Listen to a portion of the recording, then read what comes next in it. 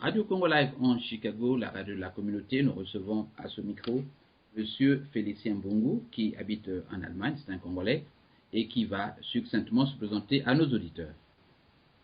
Bonjour, je suis Monsieur Félicien Bongo de l'Allemagne. Je suis de passage à Chicago et je profite de mon passage pour passer à la radio de Chicago. Merci d'avoir accepté notre invitation, Monsieur Félicien Mbongo. Vous savez que le pays a brûlé pendant le mois d'octobre dernier, le 20 octobre. Vous savez qu'il y a eu une marche, une répression sanglante là-bas et qui a occasionné le décès de plusieurs Congolais. Alors, quel est votre sentiment sur ces morts?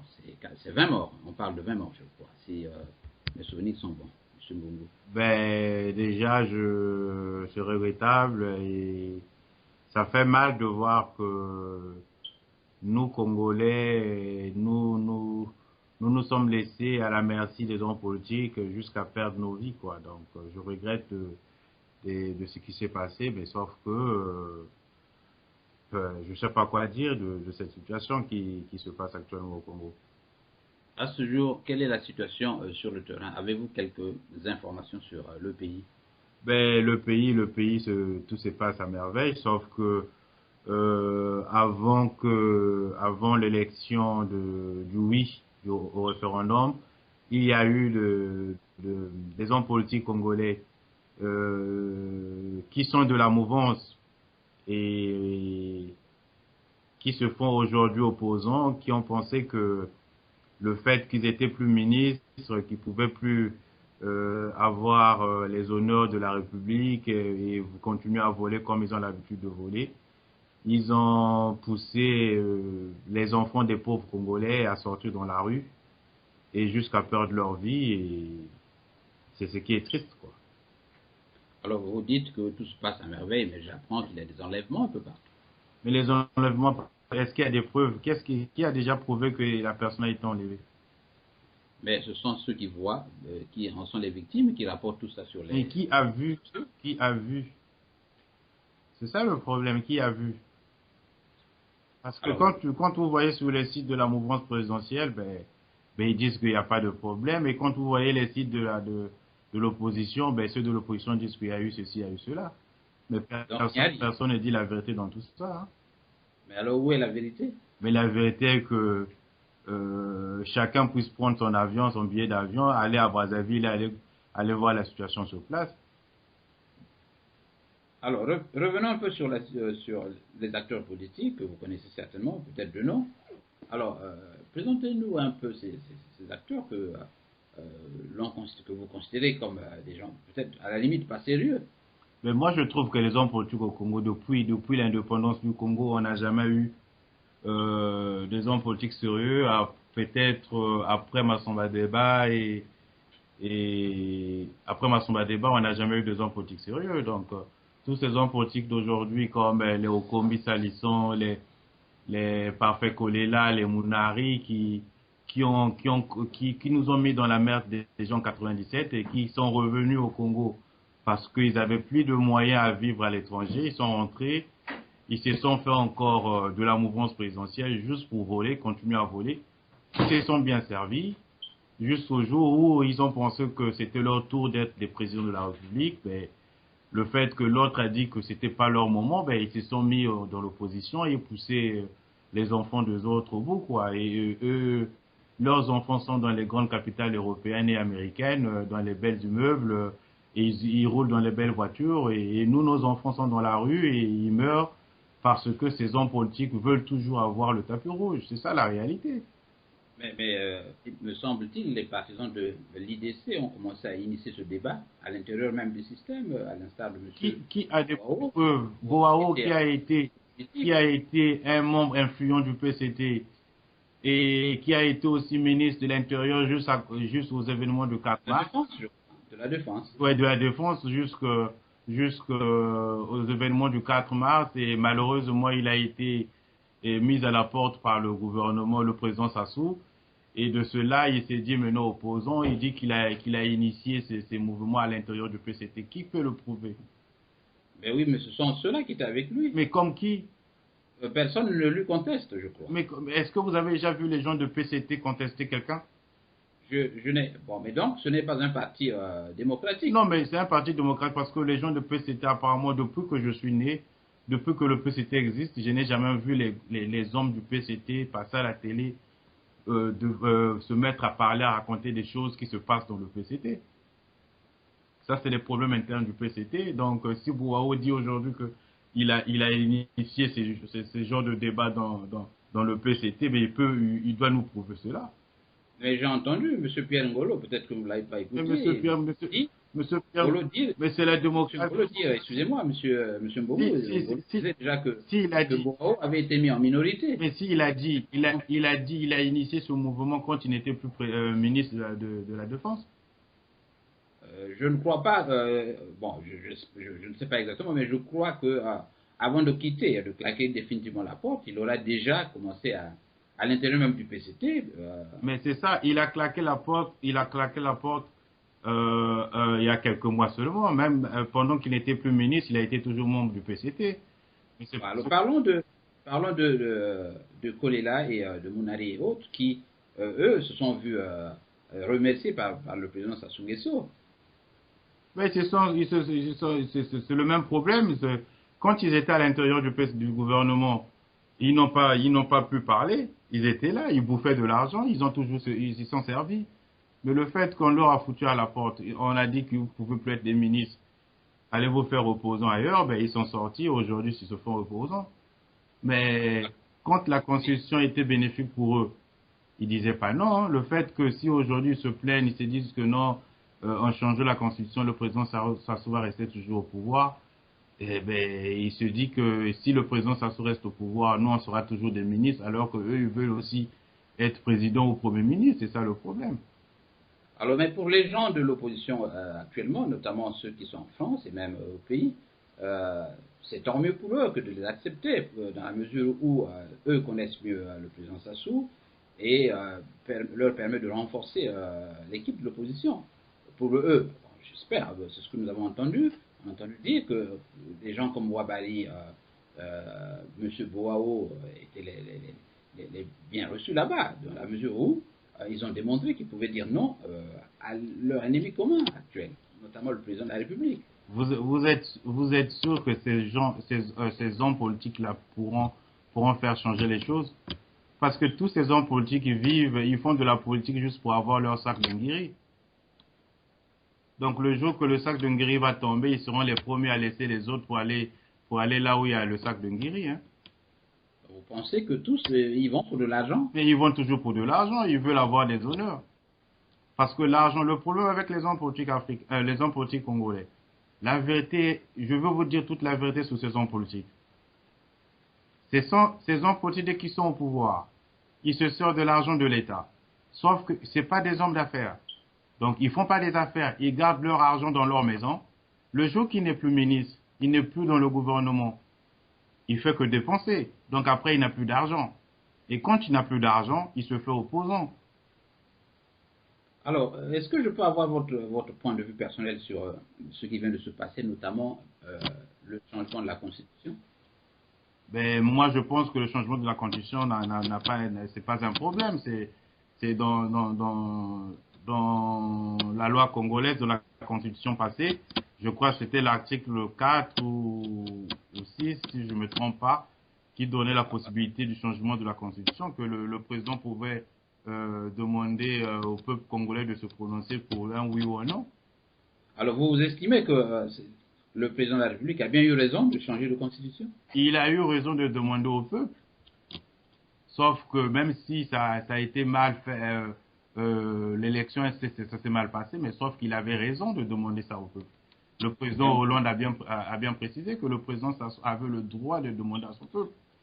Alors vous soutenez le président Hollande alors que le président Hollande lui-même s'est attiré des foudres des Congolais et même des Africains en affirmant qu'à la limite il donnait le feu vert. Mais c'est la politique extérieure de la France. Ils sont obligés de faire croire aux Africains, aux Congolais que ça a été une erreur, mais c'est la réalité. Ce que le président Hollande a dit le premier jour, c'est ça qui est vrai. Hein. Donc pour vous, le président de la République actuel n'a pas violé la Constitution de 2002. qu'il était tout à fait normal pour lui de changer, donc d'adopter ou d'écrire un nouveau texte constitutionnel. Mais oui, il n'a pas violé. La démocratie, c'est quoi? C'est demander au peuple d'aller dire oui ou non. Donc moi, personnellement, j'aurais aimé que les hommes politiques qui se font aujourd'hui d'opposition, parce qu'au début, ce sont ces hommes Mais politiques qui sont sortis, qui étaient les premiers à battre la campagne pour le non. mais oui, mais Monsieur Mbongo, pour ne pas vous couper, j'ai appris que c'est pour des raisons de principe. Donc, par principe, le président de la République peut demander au peuple le changement de la Constitution, l'adoption d'un nouveau texte. Mais de là à changer la forme républicaine, c'est cela que tout le monde conteste, non? Mais si le peuple n'était pas d'accord, Notamment les verrous de cette oui, Constitution, mais c'était le simple. nombre de mandats et Mais tout c'est ce qui compte. simple, quand le peuple n'est pas d'accord, ils vont aux urnes, ils votent non. Et quand il y a un non, quand il y a un non massif, ben, le président ne va pas appliquer la loi en imposant que non, ben, le fait qu'il y a eu un non, ben, moi, je vous demande d'accepter le oui. Mais oui, le problème, c'est que le processus lui-même a été entaché Il a été d'irrégularité. entaché d'irrégularité parce que Donc, en amont, c'est parce que les ça a hommes de été contesté. l'opposition, Et en aval, le scrutin lui-même n'a mais pas avant le été. scrutin, monsieur le journaliste, Oui. avant le scrutin, quel est le parti qui a fait le premier meeting du non sur la Constitution? C'était l'opposition. Ils étaient les premiers à sortir à faire leur premier meeting à Brazzaville. Me semble-t-il, le meeting avait pour but de dire non sur le principe même Non, du non, vote. ils ont dit non, non à la Constitution. Me semble-t-il, ils ne contestaient pas le contenu de cette Constitution, mais le fait d'aller aux urnes. Mais comment voulez-vous être démocrate quand vous ne voulez pas aller aux urnes?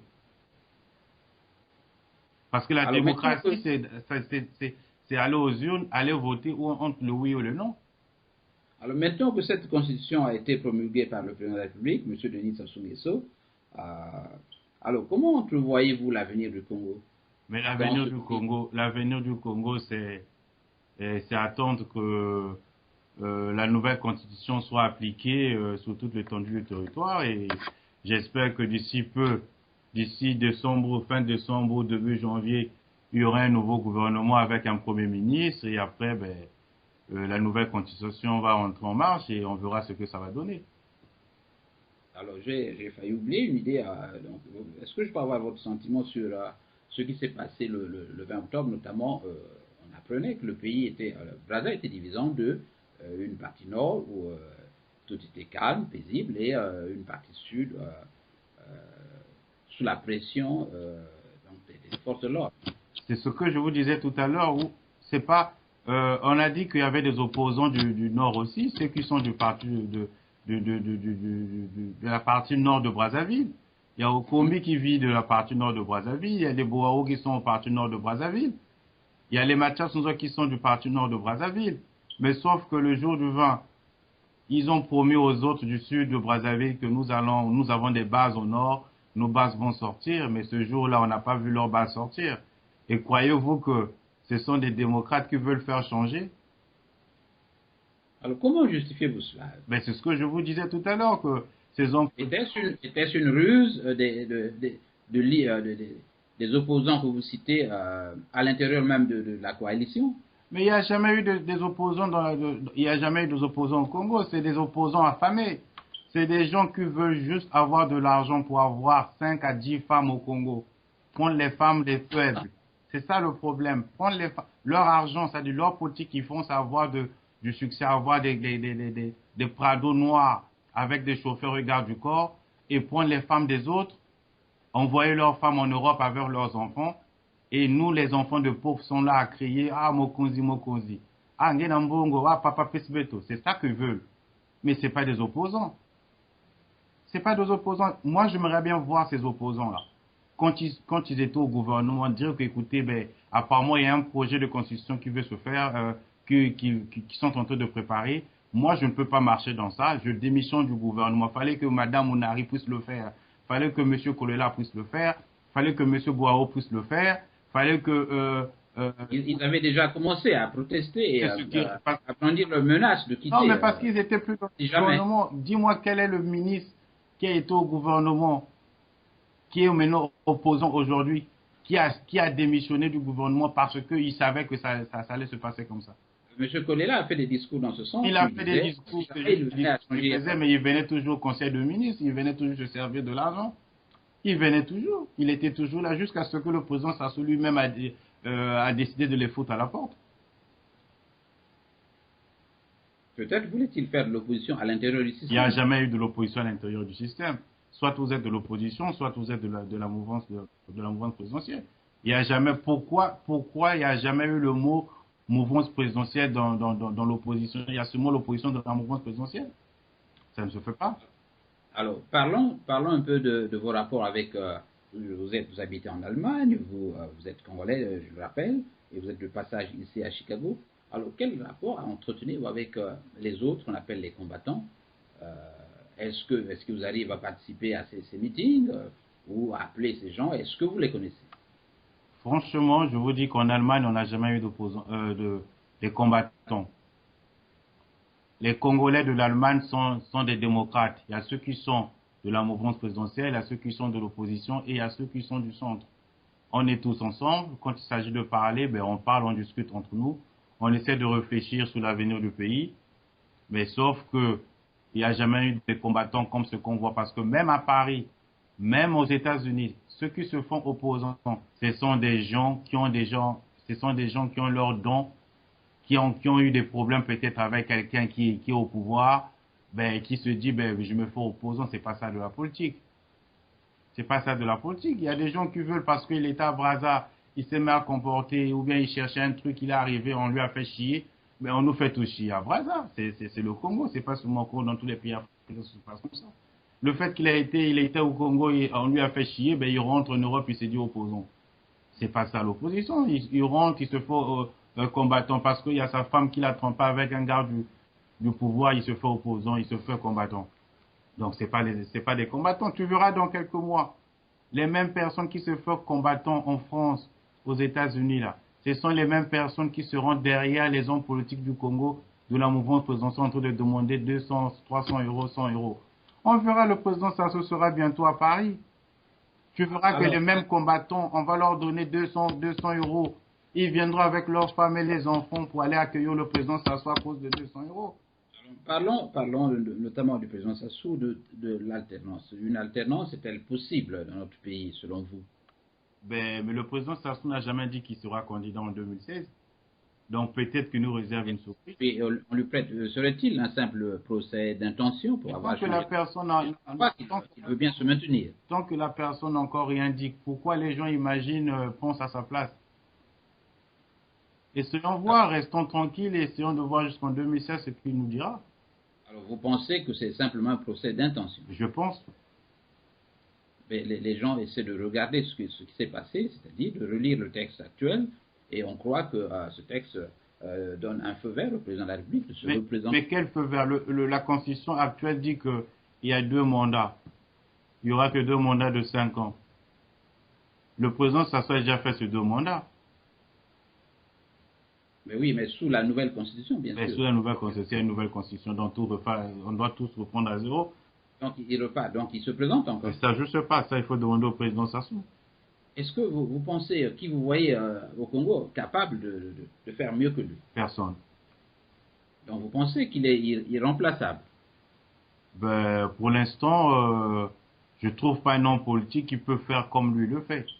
C'est-à-dire faire asseoir tous les Congolais sur une table, discuter et donner la paix à tous les Congolais du nord au sud. Mais on lui reproche d'utiliser l'armée pour justement faire violence aux populations. Mais quelle violence qu'il faut aux populations? Moi je suis de ma Bombo, mais je me rends à Oyo, je me rends à Gomatete, je me rends à Pointe-Noire, je me rends partout. Je n'ai jamais eu de problème. Mais vous y êtes allé quand tout était calme. Non, mais je reviens du Congo là actuellement. Peut-être que vous êtes proche d'eux, c'est pourquoi personne. Qu'est-ce que vous appelez vous être proche? On est tous proches de quelqu'un. On a toujours été proche de quelqu'un. Tous les Congolais sont parentés de quelqu'un qui travaille au Congo. Tu ne me diras pas que toi, dans ta famille, il n'y a personne qui est directeur général quelque part. Bon, tu n'as pas des connaissances qui est... qui est directeur, qui est médecin, qui est conseiller quelque part? À lire les réseaux sociaux, les gens pensent que tous ceux qui sont nommés à des postes de responsabilité sous ce régime ne sont issus que de la même région. Qui vous a dit ça? C'est ce que nous lisons sur les réseaux sociaux. Ah bon? Par exemple, je viens de lire que dans la région du Kwilu, les cadres militaires, les directeurs généraux sont à plus de 90% du Nord, Ah bon, je ne savais pas. si ce n'est du clan, donc la tribu du président. Ça, je ne le savais pas parce que les embauchés en eux-mêmes, ils sont même pas 200 000, hein. Et sur les mêmes réseaux sociaux, on nous parle des généraux, c'est-à-dire que quand vous regardez notre pays, c'est au nord qu'on trouve beaucoup plus de généraux. Mais s'il y a des généraux. Est-ce que vous pensez qu'avec ce genre de pratique, nous pourrons évoluer et asseoir ce que nous appelons l'unité nationale? Mais moi, je me demande, ces gens que vous appelez du Nord, est-ce qu'ils ne sont pas congolais? Ils sont congolais. Ils sont congolais. Quand vous qui êtes à Chicago, la majorité des cadres de Chicago sont des citoyens de Chicago. Je ne crois pas. Mais, Je ne crois pas. mais il faut vous continuer. Ici, aux États-Unis, c'est la compétence. Au Congo aussi, c'est la compétence. Croyez-vous que ces dirigeants, les gens qui dirigent le Congo ne sont pas compétents parce qu'ils sont du Nord? C'est quand même un fait curieux que d'avoir plus de 90%. Mais la vérité, elle est là. Aujourd'hui, on est au Congo. La majorité des enfants qui sont demain ou après-demain, il y aura toujours un nouveau Kolela, il y aura toujours un nouveau Munari, il y aura toujours un nouveau Chister Chikaya. C'est ce qu'on voit actuellement. Bon, les gens se disent que sous la transition, la chose était plus ou moins différente. Mais quelle chose qui était différente? Milongo, les nominations. Milongo, quand il était Premier ministre, il avait son premier fils avec quel âge? Milongo, quand il a été Premier ministre, son premier fils était avec quel âge? Vous, aujourd'hui, monsieur le journaliste, vous êtes journaliste. Êtes-vous sûr que si demain ou après-demain, vous êtes nommé directeur quelque part et que votre fils vient d'avoir la licence ou bien un doctorat et qui fait la demande dans votre entreprise, et vous savez très bien que actuellement dans votre entreprise, les médecins ou bien les docteurs en électricité sont recherchés. Vous n'allez pas demander à votre fils de postuler et de le soutenir? C'est possible, mais quand la tendance générale dans le pays est à privilégier des gens d'une même tribu, ça devient un problème réel. C'est ce que je vous dis. Dites-moi, donnez-moi le nom d'un dignitaire ou bien d'un responsable du Congo qui n'a pas un diplôme. Ils sont partis à l'école. Même ici à Chicago, juste pour trouver un boulot de nettoyage dans les hôtels ou bien dans les toilettes des McDonald's, des KFC, il faut avoir des connexions. Et au Congo aussi, c'est pareil. Je ne crois pas qu'on parle de connexion ici. Ici, il faut avoir de la compétence. Mais monsieur le jeune, je vous dis, même quand vous avez de la compétence actuellement dans tous les pays du monde, vous pouvez avoir de la compétence, mais il faut avoir de connexion. Il faudrait qu'il y ait quelqu'un à l'intérieur qui vous fait signe, qui peut vous soutenir. Sinon, vous arrivez, vous allez faire une semaine, 2 semaines, on vous fout la porte.